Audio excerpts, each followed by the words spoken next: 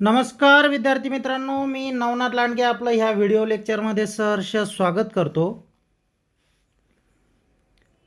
आपण लेसन 4 बघतोय आणि लेसन 4साठी आपलं हे दुसरं लेक्चर असणार आहे, दुसरा व्हिडिओ असणार आहे. पहिल्या व्हिडिओमध्ये आपण याची पूर्व तयारी करून घेतली आहे. म्हणजे टू हॅवची जी वाक्य बनवायला आज आपण शिकणार आहोत, त्या वाक्यांमध्ये जी शब्द वापरावी लागतात, त्या स्पेशल शब्दांचा, ज्याच्यामध्ये मी खूप महत्त्वाची शब्द तुम्हाला शिकवली आहे, त्या महत्त्वाच्या शब्दांचा पहिला व्हिडिओ घेतला. आता हा आपला दुसरा व्हिडिओ असणार आहे टू हॅवचा, आणि याच्यामध्ये आपण वाक्य कशी बनतात ते पाहणार आहे. प्रस्तावना काय सांगते बघा. टू हॅव हे इंग्रजीतील मुख्य म्हणजे महत्त्वाचं क्रियापद आहे. या प्रकरणाचं मेन जे वर्ब असणार आहे ते हॅव असणार आहे. हॅवचे 4 अर्थ होतात. इंग्रजीमध्ये हॅव एखाद्याकडे एखादी वस्तू असणे, एखाद्याकडे किंवा एखाद्याजवळ एखादी वस्तू असणे याच्यासाठी वापरतात. नातेसंबंध सांगण्यासाठी हॅवचा वापर होतो. आजारपण सांगण्यासाठी हॅवचा वापर होतो. आणि एखादा गुण किंवा भावना सांगण्यासाठी पण हॅवचा वापर करतात. एवढं कळालं? चला समोर. वाक्याच्या प्रकारानुसार हॅव, हॅज, हॅड आपल्याला वाक्यामध्ये वापरावं लागतं.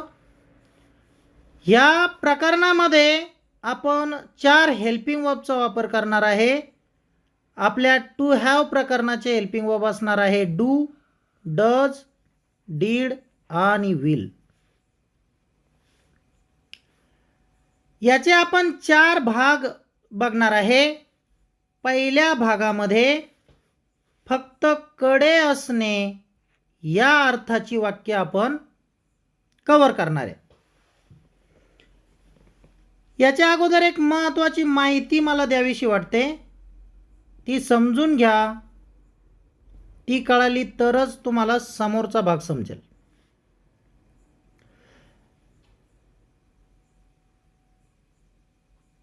मित्रांनो, ह्या प्रकरणाचे हेल्पिंग वर्ब आहे डू,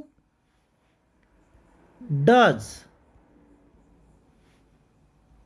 डीड आणि विल. हा डू आणि डज प्रेझेंटमध्ये वापरतात, डीड पास्टमध्ये आणि विल फ्युचरमध्ये. प्रेझेंटमध्ये म्हणजे काय? जेव्हा वाक्य कडे असणे, कडे आहे या अर्थाने येईल, त्यावेळेला हेल्पिंग वर्ब वापरावं लागतात डू आणि डज. डीड कधी वापरावं लागेल? जेव्हा आपल्याला पास्टचं वाक्य म्हणावं लागेल, कडे होता या अर्थाचं वाक्य जेव्हा येईल त्यावेळेला आपल्याला डीड वापरावं लागेल. आणि विल वापरावं लागेल कडे, कडे असेल, कडे असेल या अर्थाचं वाक्य जेव्हा येईल त्यावेळेला विल वापरावं लागेल. पण इंग्रजीचा एक महत्त्वाचा नियम आहे, डू, डज आणि डीड हे पॉझिटिव्ह वाक्यात वापरत नाही. पुन्हा एकदा सांगतो, डू, डज आणि डीड हे पॉझिटिव्ह वाक्यात वापरत नाही. पॉझिटिव्ह वाक्यात फक्त विलचा वापर होतो. मग आता जर पॉझिटिव्ह वाक्यात डू, डज, डीड वापरत नसेल तर मग ते वापरतात कुठं? समजून घ्या.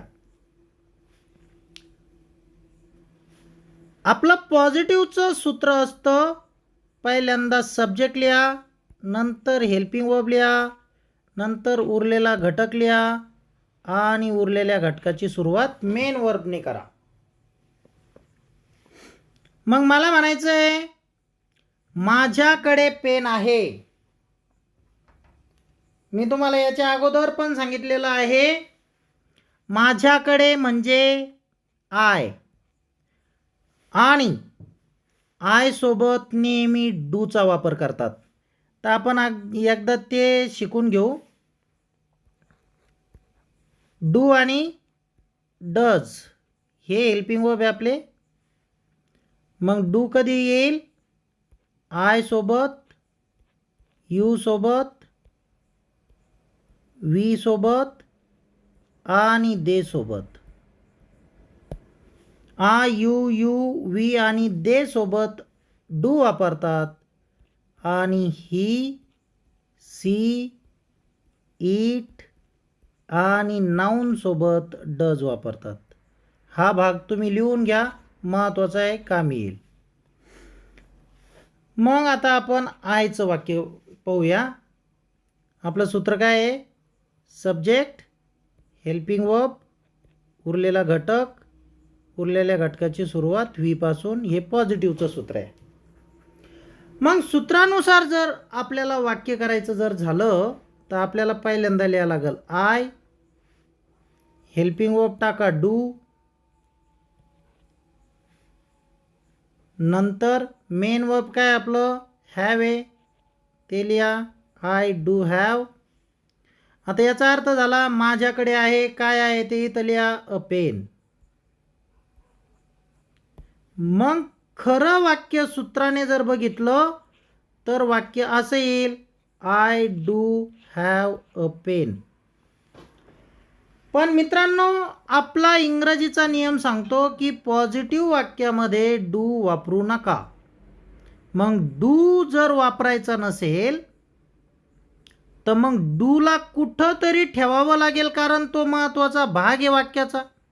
हेल्पिंग वर्ब आहे, नुसतं हॅव आपण वापरू शकत नाही.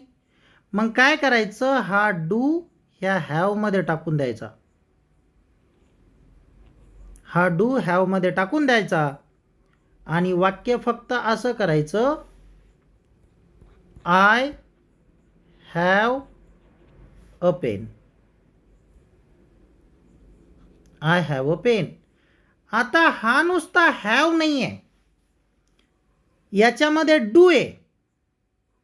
म्हणजे डू वापरला आपण, फक्त ते मेन क्रियापदामध्ये टाकून दिलं. आता इथं काय होईल, आता जेव्हा डू हॅवमध्ये वापरतो तेव्हा क्रियापदामध्ये बदल होत नाही. आता आपण सब्जेक्ट चेंज करू, इथं टाकू ही. आता ही सोबत डज वापरावं लागेल. ही डज, पुढं मेन क्रियापद have. He does have a book. A book. He does have a book. आपलं सूत्रानुसार वाक्य असं बनेल, पण हे वाक्य चुकीचं नाही म्हणता येणार, पण आपण असं लिहत नाही. डज पॉझिटिव्हमध्ये वापरत नाही. मग डजला काय करायचं, हॅवमध्ये टाकून द्यायचं. आता जेव्हा डज आणि हॅव एकत्र येतात त्यावेळेला ह्या मेन वर्बमध्ये बदल होऊन त्याचं हॅज बनतं. आता मग जो हा हॅज आहे, हा आपल्याला, कारण आपण डज आणि हॅव एकत्र केलं ना, तर मेन वर्ब म्हणून आपल्याला हॅजच वापरावं लागेल. मग वाक्य होईल, ही has a book. He has a book. आता हा हॅज कसा तयार झाला, याच्यामध्ये हॅवमध्ये डज टाकलं तेव्हा हा हॅज तयार झाला. ही हॅज अ बुक. पण नेगेटिव्हमध्ये आपल्याला डज सेपरेट वापरावा लागतो. मग ह्या हॅजमधून जेव्हा डज आपण काढून टाकू त्यावेळेला पुन्हा हॅज लिहिलं जाणार नाही, तर याच्या पुढं मेन वर्ब वापरावं लागेल हॅव. इथपर्यंत कळालं? कारण हे हॅज का लिहिलं, तर याच्या डज आहे म्हणून ते हॅज झालं, नाहीतर ते मूळ रूप त्याचं हॅवच आहे. डज टाकला म्हणून बदल झाला आणि ते हॅज झालं. डज पुन्हा बाहेर काढला ते हॅवच राहून जाईल. तसंच डीड आहे भावांनो. जेव्हा डीड आणि हॅव एकत्र केल्या जातं तेव्हा ह्या हॅवमध्ये बदल होऊन हॅड तयार होतं. मग आपल्याला माझ्याकडे कार होती जर असं म्हणायचं झालं तर I did have a car असं नाही लिहा लागणार. ह्या डीडला आणि हॅवला एकत्र करावं लागल, कारण डीड पॉझिटिव्हमध्ये वापरला जात नाही. ह्या डीडला आणि हॅवला एकत्र जर केलं तर वाक्य होईल आय हॅड अ कार. तसंच माझ्याकडे पैसे असेल, I will have money. I will have money. आता विल पॉझिटिव्हमध्ये वापरतात म्हणून ह्या विलला याच्यात टाकायची गरज नाही, त्याला सरळ विल हॅव येतं, विल हॅवच लिहायचं. आशा करतो तुम्हाला हा मुद्दा व्यवस्थित कळाला असेल. नसेल कळाला तर पुन्हा व्हिडिओ बॅक घ्या आणि व्यवस्थित समजून घ्या, कारण हा पार्ट ह्या प्रकरणाचा सर्वात महत्त्वाचा आहे.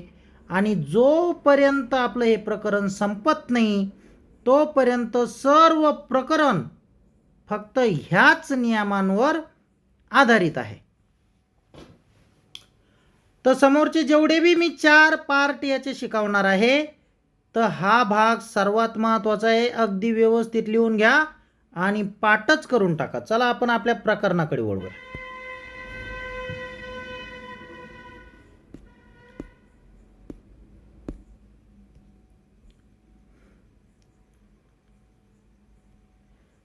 चला, पॉझिटिव्ह प्रेझेंटचं सूत्र आहे फक्त हॅव हॅज वापरा, पास्टमध्ये हॅड वापरा आणि फ्युचरमध्ये विल हॅव वापरा. सूत्र त्याचे सब्जेक्ट. आता आपल्याला इथं मेन वर्ब वापरावं लागतं, तर मग वर्ब वापरणार आणि नंतर उरलेला घटक. मेन वर्ब काय आपलं? मेन वर्ब आहे हॅव, हॅज, हॅड आणि तर हे हॅव हॅज हॅड कसे झाले मी तुम्हाला सांगितलं. चला आता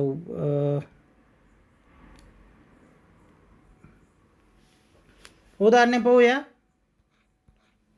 आपली पॉझिटिव्हचे वाक्य चालू आहे.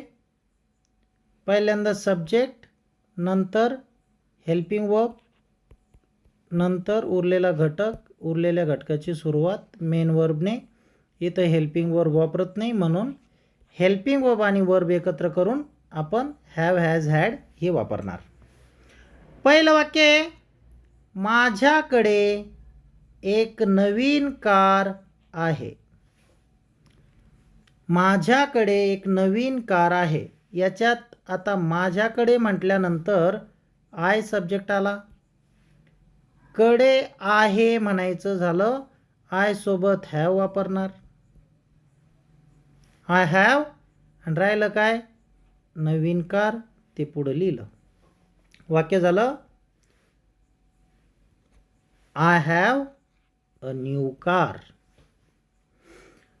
आता इथं माझ्याकडे एक नवीन कार होती. इथं आहे, इथं होती झालं. आहे जर असेल तर हॅव हॅज वापरतात. हॅव हॅज आणि होतीला हॅड वापरतात. फक्त हॅवच्या जागी हॅड लिहा, वाक्य संपवा. I had a new car. तुम्हाला हे एकदा सांगतो, हॅव कधी वापरतात, हॅज कधी वापरतात. तर हॅव वापरतात आय डू सोबत जे सब्जेक्ट वापरले जाते, कारण याच्यात डू राहतो म्हणून डूचे सब्जेक्ट वापरावे लागतील. आय, यू, यू, वी, दे सोबत हॅव वापरणार आणि हॅज कधी वापरणार, ही, सी, इट आणि नाऊन सोबत, कारण याच्यात डज असतो आणि मग डजचे सब्जेक्ट हॅजसाठी वापरले जातील. चला समोरचं वाक्य.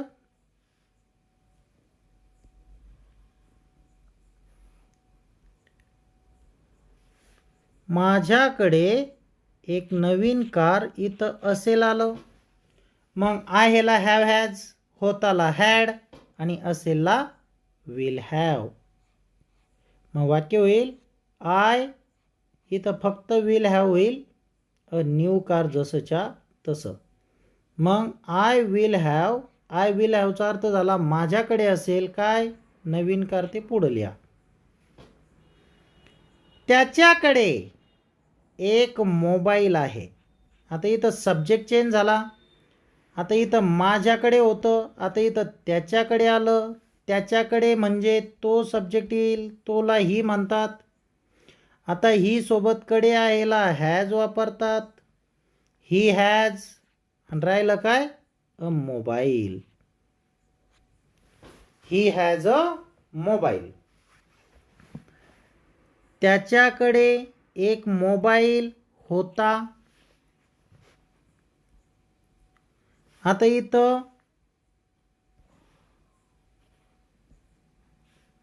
आहे तर हॅज वापरलं, सर्व सब्जेक्ट सोबत हॅडच येईल. होता आलं का हॅड.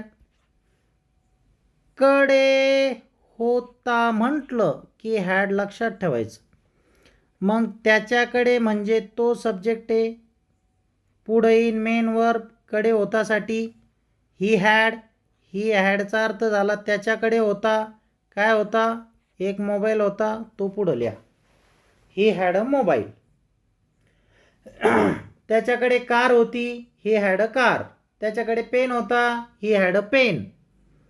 त्याच्याकडे पैसे होते, ही हॅड मनी. तर अशा पद्धतीनं एक वाक्य कळालं की 10 वाक्य बोलून टाकायचे आणि ती कॉन्सेप्ट क्लिअर करून टाकायची.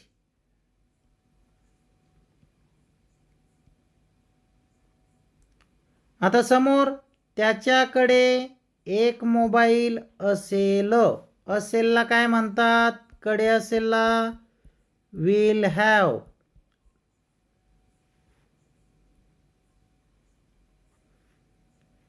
कडे असेलला काय म्हणतात, कडे असेलला म्हणतात विल हॅव. मग फक्त इथं त्याच्याकडे म्हणजे ही विल हॅव, त्याच्याकडे असेल काय, मोबाईल. मग वाक्य काय होईल, he will have a mobile. त्याच्याकडे एक मोबाईल असेल. आता त्याच्याकडे एक पुस्तक असेल, he will have a book. त्याच्याकडे एक नवीन कार असेल, he will have a new car. त्याच्याकडे एक नवीन पेन असेल, he will have a new pen. तिच्याकडे एक लॅपटॉप आहे. आता ती सब्जेक्ट आहे, तिला सी म्हणणार. तिच्या पुढे कडे आहेला हॅज वापरणार. मग सी हॅजचा अर्थ झाला तिच्याकडे आहे. काय आहे, लॅपटॉप पुढं लिहिणार, वाक्य झालं सी हॅज अ लॅपटॉप. मग तिच्याकडे एक पर्स आहे, सी हॅज अ पर्स. तिच्याकडे एक बॅग आहे, सी हॅज अ बॅग. करणकडे मोकळा वेळ होता.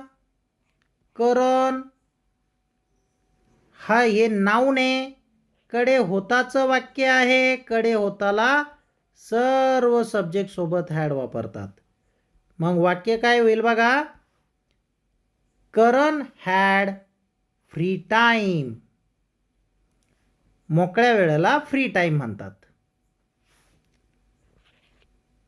करण हॅड फ्री टाइम.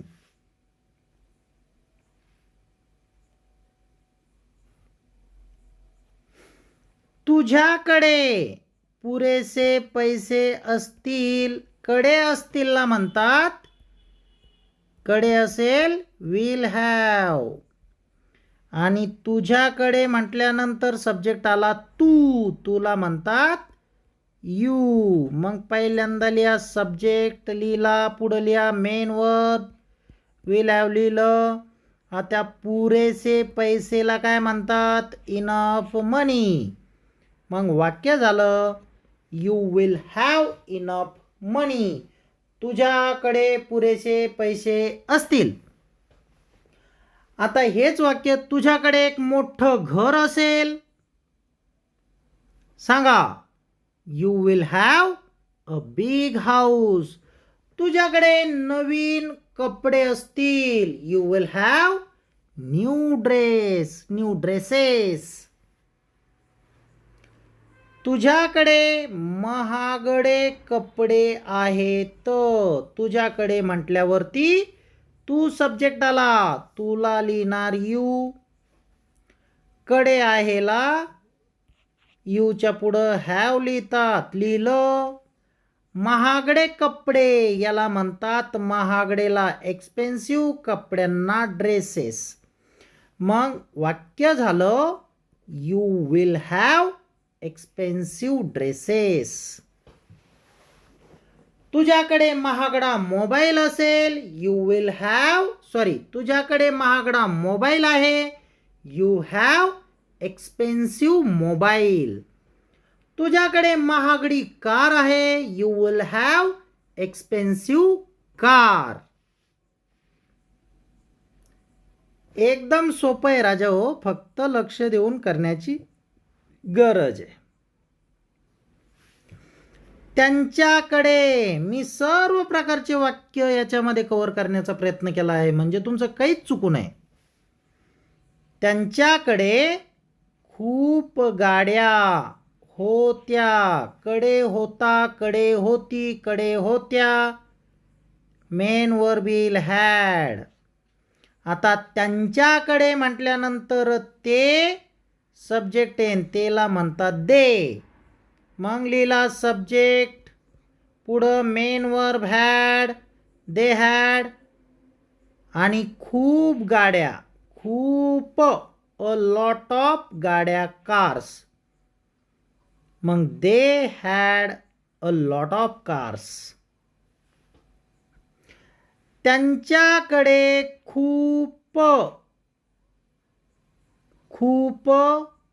फुलं होती असं म्हणूया आपण. त्यांच्याकडे खूप फुलं होती. मग they had a lot of flowers. फक्त शब्द चेंज करायचा. त्यांच्याकडे खूप सारे पुस्तकं होती. They had a lot of books. आमच्यापेक्षा त्यांच्याकडे कमी अनुभव आहे. बघा, त्यांच्याकडे आहे, त्यांचं बोलतोय आपण. सब्जेक्ट आम्ही नाही येणार. मग इथं ज्या शब्दाला कडे शब्द जोडलेला आहे तोच सब्जेक्ट असेल. मग त्यांच्याकडे मध्ये सब्जेक्ट आहे तेला म्हणतात दे. कडे आहेचं वाक्य आहे म्हणून हॅव. देच्या पुढं हॅव वापरणार. इथं ही असतात, इथं हॅज आलं असतं. मग त्यांच्याकडे मध्ये सब्जेक्ट आहे ते, पुढं आहेचं वाक्य आहे म्हणून हॅव. त्यांच्याकडे आहे काय? कमी अनुभव आहे. कमी अनुभव. लेस म्हणजे कमी, एक्सपिरियन्स म्हणजे अनुभव. आणि कमी अनुभवला लेस एक्सपिरियन्स. त्यांच्याकडे कमी अनुभव आहे. They have less experience. आमच्यापेक्षा दॅन अस, माझ्यापेक्षा दॅन मी, त्याच्यापेक्षा दॅन हिम, तिच्यापेक्षा दॅन हर, अशा पद्धतीनं. मग वाक्य झालं आमच्यापेक्षा त्यांच्याकडे कमी अनुभव आहे. They have less experience than us. तर पॉझिटिव्ह वाक्य कळाले असतील अशी आशा करतो आणि नवीन वाक्य नेगेटिव्ह सेंटेन्स सुरू करतो. आता नेगेटिव्हचं सूत्र असतं पहिल्यांदा सब्जेक्ट लिहा, नंतर हेल्पिंग वर्ब लिहा, नंतर नॉट लिहा आणि नंतर उरलेला घटक लिहा. आता मी तुम्हाला सांगितलं होतं फक्त पॉझिटिव्हमध्ये हेल्पिंग वर्ब वापरायचं नाही, आपण नेगेटिव्हमध्ये हेल्पिंग वर्ब वापरू शकतो, फक्त पॉझिटिव्हमध्ये वापरायचं नाही. आता जेव्हा नेगेटिव्हमध्ये आपण सेपरेट हेल्पिंग वर्ब वापरू त्यावेळेला मेन वर्ब अगदी मोकळं होऊन जाईल आणि ते हॅव, हॅज, हॅड ह्या रूपात असणार नाही, तर ते मेन रूपात असेल आणि मेन रूप आहे त्याचं हॅव. मग आता मेन वर्ब फक्त हॅव वापरणार, हॅज वापरणार नाही. का बरं वापरणार नाही हॅज? कारण आपण इथं सेपरेट डज लिहिणार आहे. मग जेव्हा सेपरेट डज लिहू त्यावेळेला ह्या हॅवमध्ये डज असणारच नाही. मग जर याच्यात डज असणार नाही, याच्यामध्ये जर डज असलं नाही तर तो हॅव होऊन जाईल. डज टाकू तेव्हा हॅवचं हॅज होतं, डज बाहेर काढलं हॅवच राहतं, डज टाकलं पुन्हा हॅज होऊन जाईल. मग आता बघा, माझ्याकडे पुस्तक नाही आहेत, आहेचं वाक्य आहे. मग आहेला हॅव वापरतात, म्हणजे साऱ्यालाच आता हॅव वापरू.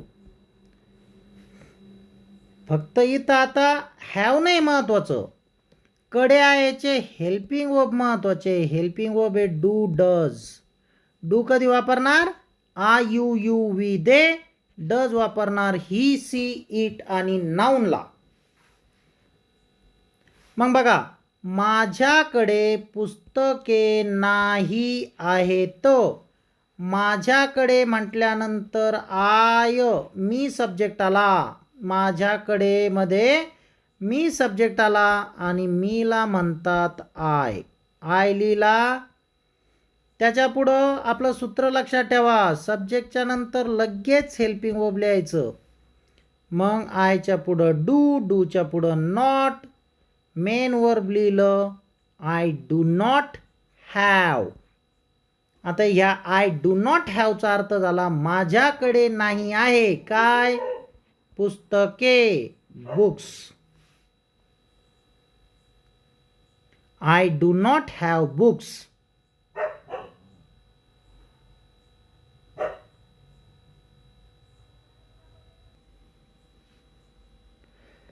तर चला समोरचं, माझ्याकडे पुस्तके नव्हती. जेव्हा नाही आहे म्हणायचं झालं आहेला डू, डज वापरतात आणि नव्हता, नव्हती, नव्हते याला डीड वापरतात, हेल्पिंग वर्ब. आणि याच्या पुढं मेन वर्ब हॅवच राहील. नव्हती म्हणजे पास्टचं हेल्पिंग वर्ब आहे. माझ्याकडे पुस्तकं नव्हती, माझ्याकडे म्हणजे सब्जेक्ट आला मी आणि मीला म्हणतात आय. लिहिलं, पुढं लिहा हेल्पिंग वर्ब डीड, डीडच्या पुढं नॉट, नॉटच्या पुढं मेन वर्ब हॅव. सूत्र लक्षातच ठेवायचं. आणि काय? पुस्तके, बुक्स. माझ्याकडे पुस्तके नव्हती, I did not have books. माझ्याकडे पेन नव्हती. I did not have pens. आता सांगा, माझ्याकडे मोबाईल्स नव्हते. I did not have mobiles. चला समोर. माझ्याकडे पुस्तके नसतील. आता इथं थोडंसं लक्षात घ्या. असेल नसेलचं हेल्पिंग वर्ब असतं विल. विल आणि मेन वर्ब असतं हॅव. सूत्र सब्जेक्ट हेल्पिंग वर्ब नॉट आणि उरलेला घटक, उरलेल्या घटकाची सुरुवात व्ही पासून. मग माझ्याकडे पुस्तके नसतील, माझ्याकडे मी सब्जेक्ट, मीला आय लिहिलं. आता हेल्पिंग वर्ब लिहा विल, नंतर नॉट लिहा, नंतर मेन वर्ब लिहा हॅव. इथं बरेच मुलं विल हॅव नॉट करतात, पण असं करायचं नाही. ह्या विल आणि हॅवच्या मध्येच नॉट येईल नसेलला. मग माझ्याकडे पुस्तके नसतील, I will not have books. माझ्याकडे पैसे नसतील, I will not have money. माझ्याकडे माझ्याकडे पेन नसतील, I will not have pens. समोरचं त्याच्याकडे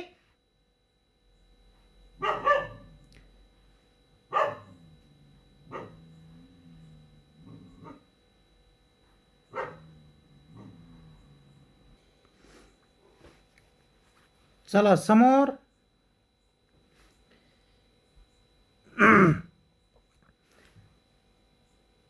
त्याच्याकडे सायकल नाही आहे.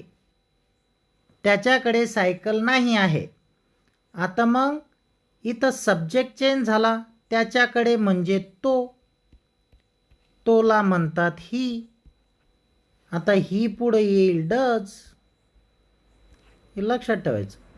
मग he does not have. He does not have, त्याच्याकडे नाही आहे काय, बायसिकल. मग त्याच्याकडे सायकल नाही आहे, he does not have bicycle. त्याच्याकडे पुस्तक नाही आहे, he does not have a book. त्याच्याकडे कार नाही आहे, he does not have a car. तर अशा पद्धतीचं हे एकंदरीत आहे. चला समोर.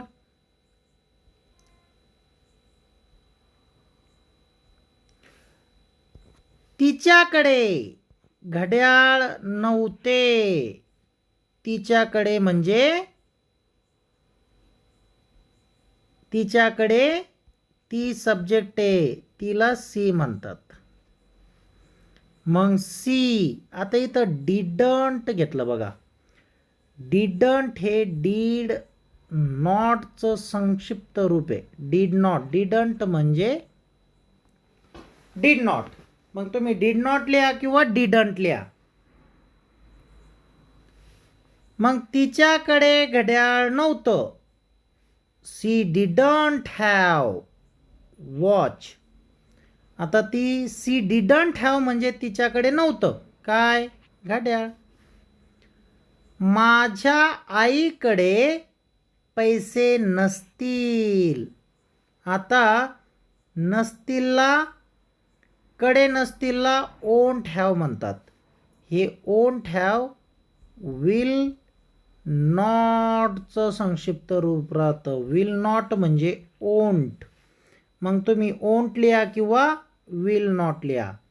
माझ्या आईकडे सब्जेक्ट झाला माय मदर.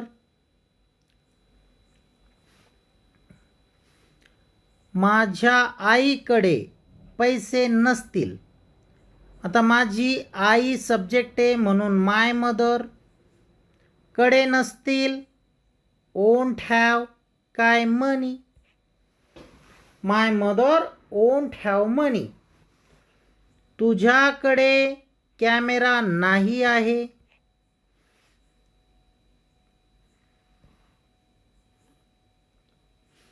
आता तुझ्याकडे म्हणजे तू सब्जेक्ट आहे. कडे नाही आहेला म्हणतात डोंट हॅव. डोंट हॅव का? कारण इथं यू सब्जेक्ट आहे. इथं जर ही सब्जेक्ट असतं तर डझंट हॅव. मग यू डोंट हॅव काय? कॅमेरा. तो लिहिला पुढं यू डोंट हॅव कॅमेरा. तुम्ही असंही म्हणू शकता you do not have camera. You don't have camera, you do not have camera, काही म्हणा. तुझ्याकडे छत्र्या नव्हत्या. तू सब्जेक्ट आहे, यू लिहिला. कडे नव्हत्याला डिडंट हॅव. काय राहिलं? अम्ब्रेलाज. वाक्य झालं यू डिडंट हॅव अम्ब्रेलाज. आमच्याकडे वही पुस्तके नसतील. आमच्याकडे म्हणजे आम्ही सब्जेक्ट आहे.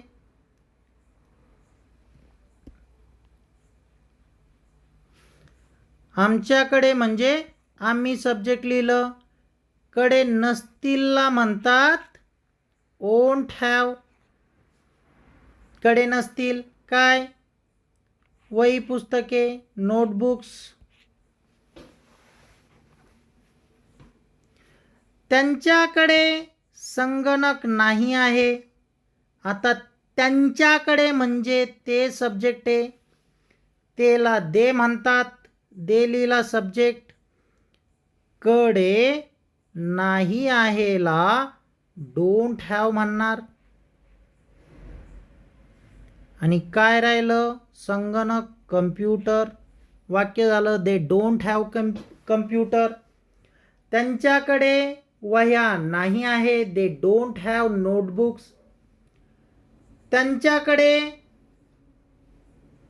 घड्याळ नाही आहे. They don't have watch. त्यांच्याकडे कपडे नाही आहे. They don't have clothes.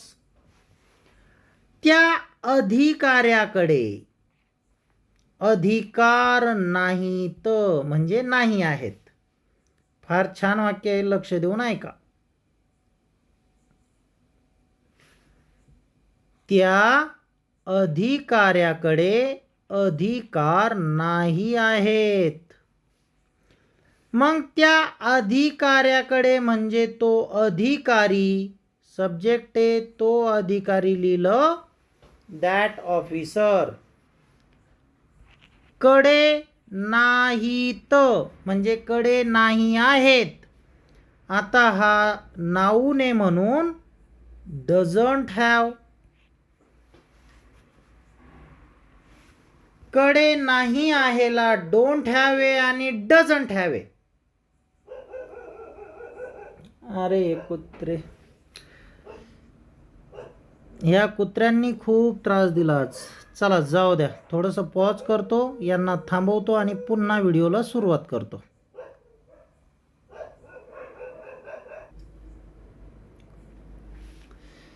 चला, काय होतं वाक्य? त्या अधिकाऱ्याकडे अधिकार नाहीत. तर इथं दॅट ऑफिसर तो अधिकारी झाला सब्जेक्ट. कडे नाहीत डझंट हॅव म्हणणार. मी तुम्हाला सांगितलं डोंट हॅव कधी आणि डझंट हॅव कधी. Doesn't have he she it आणि noun. Don't have I you you we they. आता इथं नाऊन आहे म्हणून डझंट हॅव. आणि अधिकारला म्हणतात अथॉरिटी. अथॉरिटी, ठीक आहे. चला, या माणसाकडे पर्याय नव्हता. हा माणूस सब्जेक्ट झाला. या माणसाकडे म्हणजे हा माणूस धिस मॅन. कडे नव्हताला काय म्हणणार? Didn't have. आणि पर्यायाला म्हणणार चॉईस. वाक्य झालं this man didn't have choice. ह्या माणसाकडे पैसे नव्हते. धिस मॅन डिडंट हॅव मनी. चला समोर. आता व्हर्बल क्वेश्चन्स बघा. व्हर्बल क्वेश्चनचा शेवट नेहमी काने होतो. आता याचं सूत्र थोडंसं वेगळं आहे. इथं पहिल्यांदा हेल्पिंग वर्ब वापरा, नंतर सब्जेक्ट वापरा, नंतर उरलेला घटक, उरलेल्या घटकाची सुरुवात व्ही पासून आणि शेवटी क्वेश्चन मार्क. सब्जेक्ट पाहायचं आणि सब्जेक्टनुसार हेल्पिंग वर्ब कोणतं येईल ते पाहायचं. आहेला डू डज, होताला डीड, असेलला विल. मग तुझ्याकडे चष्मा आहे का? आहेचं वाक्य डू आणि डज येतं. मग आता इथं काय वापरणार? सब्जेक्ट तू ये म्हटल्यानंतर डू येईल.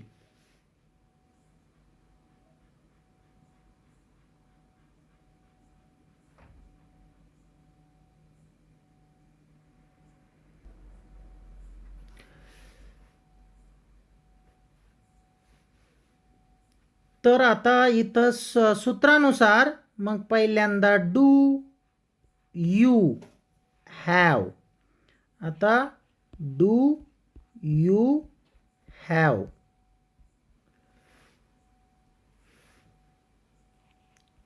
डू यू हॅवचा अर्थ झाला तुझ्याकडे आहे का? आता काय आहे? स्पेक्टॅकल्स आहे का? चष्मा आहे का? Do you have spectacles? तुझ्याकडे चष्मा आहे का? तुझ्याकडे पैसे आहे का? डू यू हॅव मनी? तुझ्याकडे कार आहे का? Do you have car? तुझ्याकडे मोबाईल आहे का? Do you have mobile? अशा पद्धतीने. तुझ्याकडे चष्मा नाही आहे का? आता बघा इथं डू आलं तर आहे का झालं, डोंट लिहिलं नाही आहे का.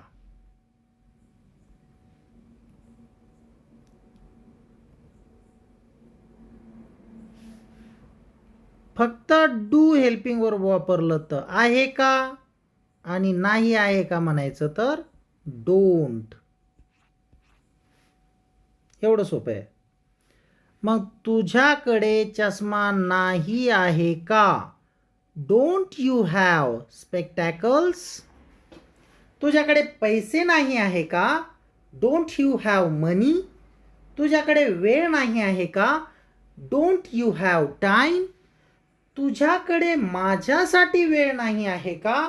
Don't you have time for me? तुझ्याकडे पुस्तक नाही आहे का?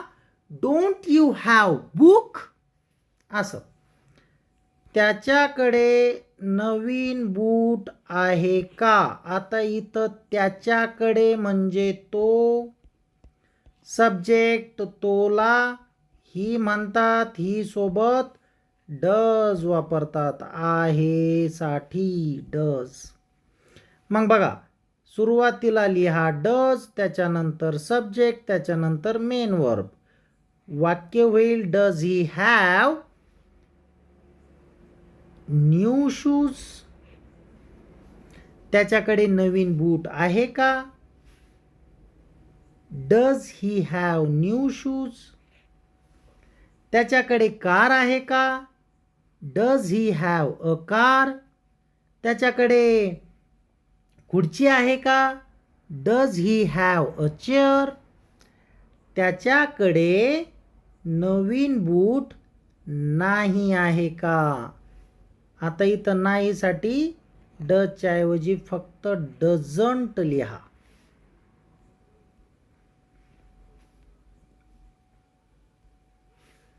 त्याच्याकडे नवीन बूट नाही आहे का? Doesn't he have new shoes? तिच्याकडे चपला होत्या का? होता, होती, होते. Helping verb did, main verb have. मग डीड सी हॅव स्लीपर्स?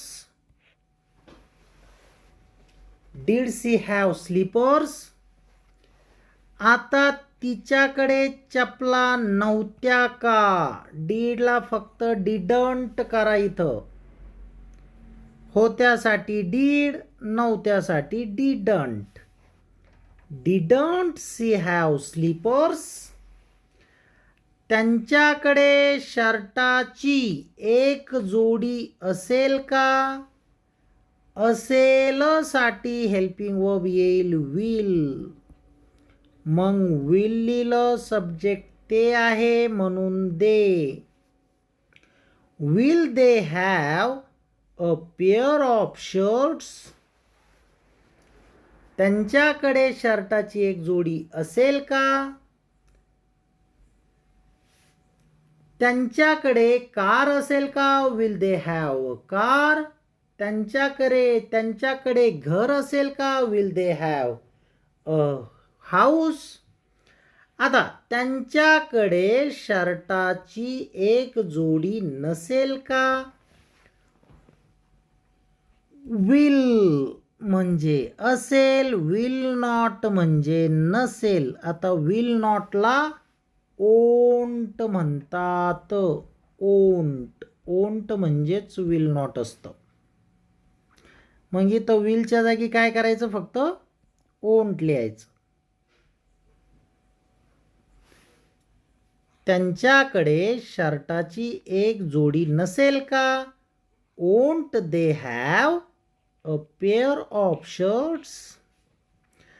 त्या माणसाकडे पुरेसे पैसे नाहीत का? इथं तो माणूस सब्जेक्ट आहे आणि तो माणूस झाला नाऊन. आता नाऊन सोबत वापरतात डज. मग डज येईल सुरुवातीला. नाही आहेत काय ना? मग नाही आहेत, नाही टाकून द्या नॉट डज मध्ये आणि डझंट करा. Doesn't that man have enough money? त्या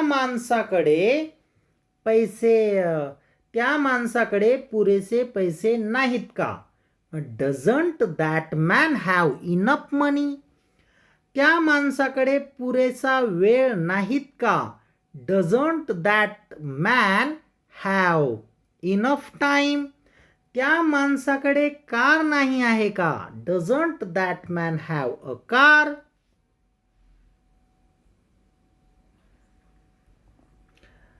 तर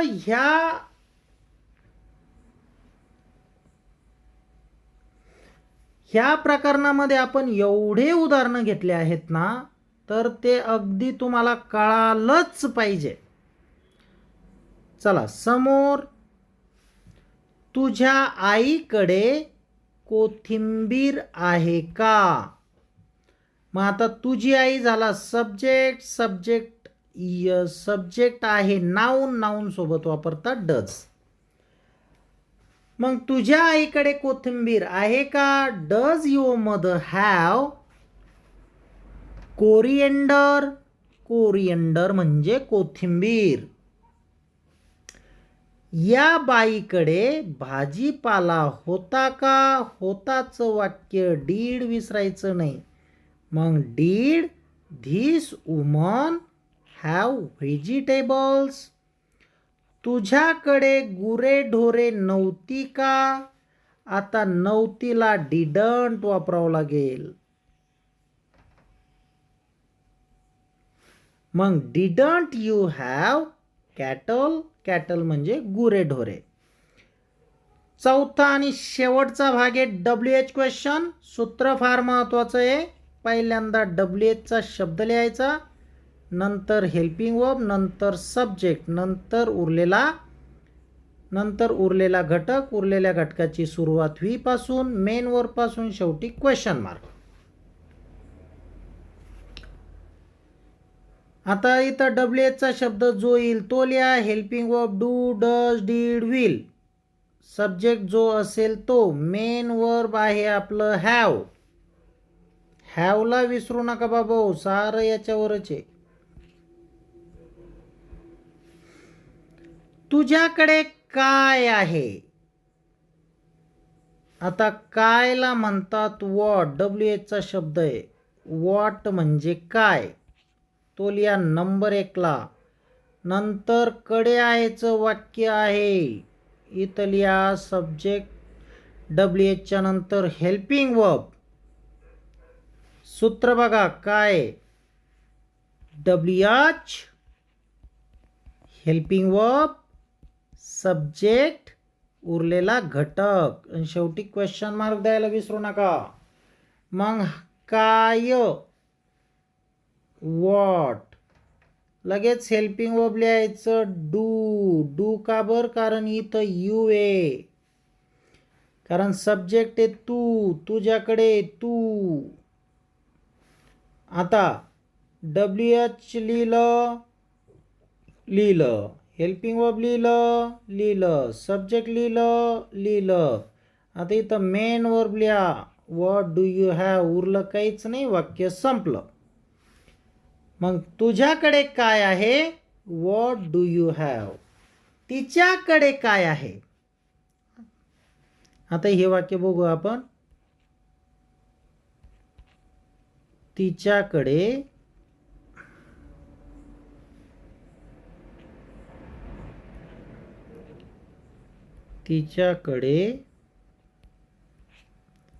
काय आहे.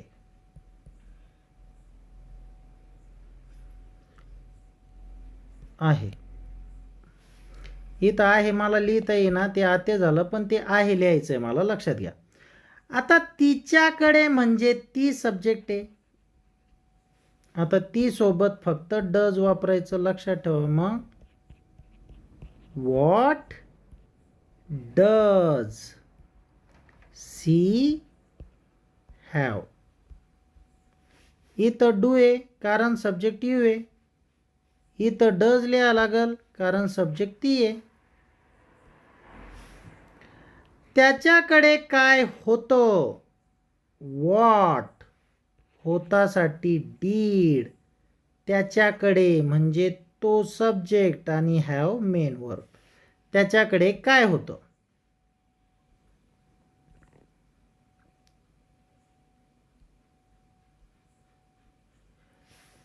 कार कोणाकडे आहे. कार कोणाकडे आहे किंवा कोणाकडे कार आहे.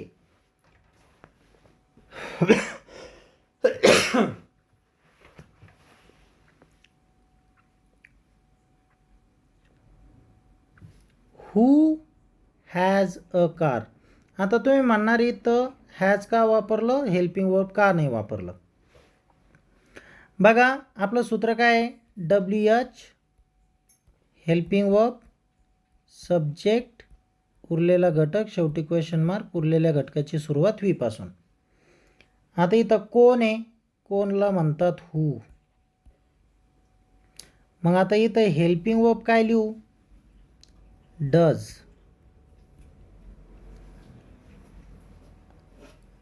हू हे सब्जेक्टचं काम करत राहतं, म्हणून आपल्याला इथं सब्जेक्ट लिहिता येत नाही. मग इथं आपल्याला डायरेक्ट हॅव लिहावं लागेल. मग जेव्हा डज आणि हॅव अगदी खेटून येतं, मधात काहीच राहत नाही, तेव्हा डज हॅव सेपरेट न लिहिता डज हॅवमध्ये टाकून द्यायचा आणि डज हॅवला हॅज करून टाकायचं. म्हणून कोणाकडे कार आहे, हू हॅज अ कार. कोणाकडे कार होती, हॅजच्या जागी फक्त हॅड येईल. आता इथं समोरचं वाक्य आहेच बघा, ते खोडरबर कोणाकडे होतं, हू हॅड ॲन इरेझर. त्याच्याकडे कंपास बॉक्स का नाही आहे? आता इथं नेगेटिव्हचं वाक्य आहे. नेगेटिव्ह समजून घ्या थोडंसं. WH सूत्र लिहायचं, नंतर हेल्पिंग वर्ब लिहायचं, नंतर सब्जेक्ट लिहायचं, नंतर नॉट लिहायचं, नंतर उरलेला घटक, शेवटी क्वेश्चन मार्क, उरलेल्या घटकाची सुरुवात व्ही पासून. मग त्याच्याकडे कंपास बॉक्स का नाही आहे? आता काला म्हणतात वाय. WHचा शब्द लिहिला. हेल्पिंग वर्ब इथं काय लिहायला लागेल आपल्याला? नाही आहेचं वाक्य आहे. मग तो सब्जेक्ट म्हणून डझंट लिहायला लागेल. मग वाक्य झालं वाय डझंट ही. आता नॉट. आता हे नॉट, इथलं नॉट डायरेक्ट हेल्पिंग वर्बमध्ये लिहिलं म्हणून इथं नॉट लिहायची गरज नाही बरं का, लक्षात घ्या. मग डझंट लिहिलं तर पुन्हा नॉट लिहायचं नाही. मग व्हाय डझंट ही हॅव, त्याच्याकडे का नाही आहे काय? Compass box. तिच्याकडे उत्तरपत्रिका का नव्हती? आता काला Y didn't she have answer sheet. Y didn't she have answer sheet. तिच्याकडे उत्तरपत्रिका का नव्हती? सूत्र लक्षात घ्यायचं, सूत्राशिवाय काहीच नाही आहे. तुझ्याकडे हे पुस्तक कशासाठी आहे? कशासाठी? For what?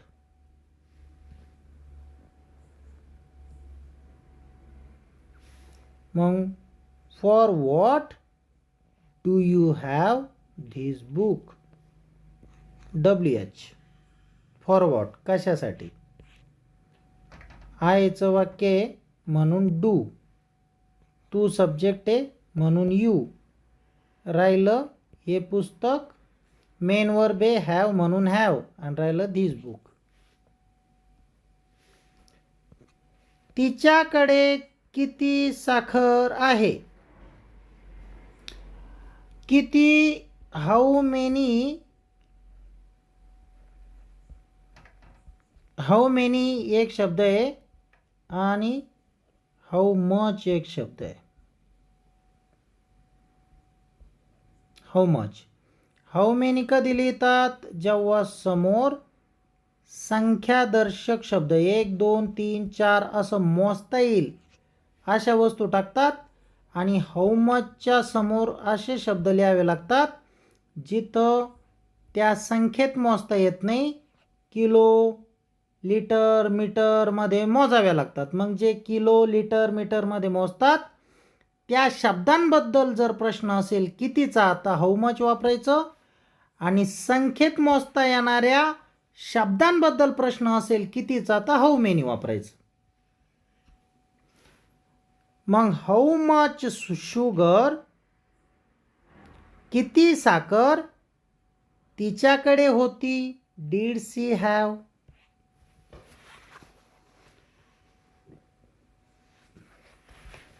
सूत्र WH पहिल्यांदा लिहा, नंतर हेल्पिंग वर्ब लिहा, नंतर सब्जेक्ट, नंतर उरलेला घटक. उरलेल्या घटकाची सुरुवात व्ही पासून. तर हाऊ मच आणि हाऊ मेनी आणि अजून 1-2 शब्द आहेत, त्यांच्या पुढं ज्याच्याबद्दल आपण बोलतो तो शब्द लगेच लिहून काढायचा. How much sugar did she have. तिच्याकडे किती साखर होती? तिच्याकडे किती पाणी होतं? How much water did she have.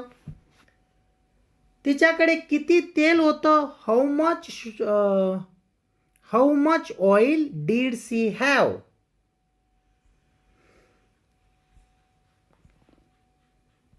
तिच्याकडे किती किलो साखर होती?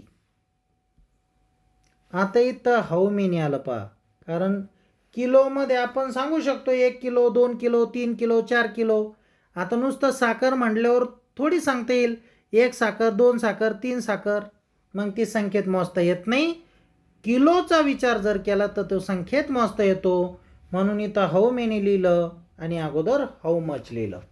तिच्याकडे किती साखर होती? तिच्याकडे किती किलो साखर होती? How many kilos of sugar did she have? तुझ्याकडे किती पैसे आहेत? तुझ्याकडे किती पैसे आहेत? How much money do you have? आता इथं रुपीज घेतलं तर हाऊ मेनी रुपीज म्हणा आणि मनी घेतलं तर हाऊ मच मनी म्हणा. तुझ्याकडे किती रुपये आहे? आता बघा आला शब्द तो. How many rupees do you have? तिच्याकडे कोणत्या प्रकारची पेन आहेत? कोणत्या प्रकारची पेन असं जर म्हणायचं, व्हॉट काइंड ऑफ पेन्स. कोणत्या प्रकारचे पुस्तकं, व्हॉट काइंड ऑफ बुक्स. कोणत्या प्रकारचे mobile, what kind of mobiles. कोणत्या प्रकारच्या वह्या, व्हॉट काइंड ऑफ नोटबुक्स. कोणत्या प्रकारचे shirt, what kind of shirts. अशा पद्धतीनं मग ती म्हणून डज लिहिलं, तिला सी लिहिलं, मेन वर्ब लिहिलं have. What kind of pens does she have? तिच्याकडे कोणत्या प्रकारच्या वह्या आहेत? What kind of notebooks does she have? तिच्याकडे कोणत्या प्रकारचे